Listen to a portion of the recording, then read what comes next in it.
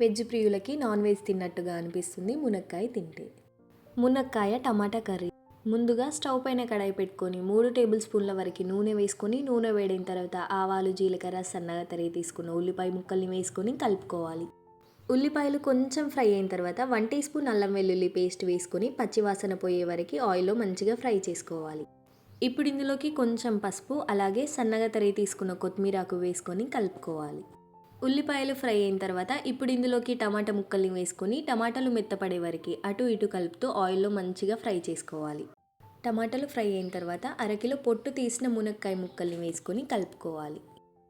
మునక్కాయలు మొత్తం మంచిగా టమాటాల్లో కలిసిపోయేలాగా అడుగు వరకు కలుపుకోవాలి. ఇప్పుడు మూత పెట్టుకొని ఒక 5 నిమిషాల పాటు మీడియం ఫ్లేమ్లో మంచిగా మునక్కాయల్ని ఉడకనివ్వాలి. ఇప్పుడు ఇందులోకి రుచికి సరిపడా ఉప్పు, కారం, 1 టీ స్పూన్ ధనియాల పొడి వేసుకొని కలుపుకోవాలి. మునక్కాయలు తినడం ద్వారా మన ఆరోగ్యానికి ఎంతో మంచిది. మునక్కాయలు మన స్కిన్కి, హెయిర్కి, అలాగే కొన్ని రకాల క్యాన్సర్స్ని కూడా రాకుండా చూసుకుంటుంది.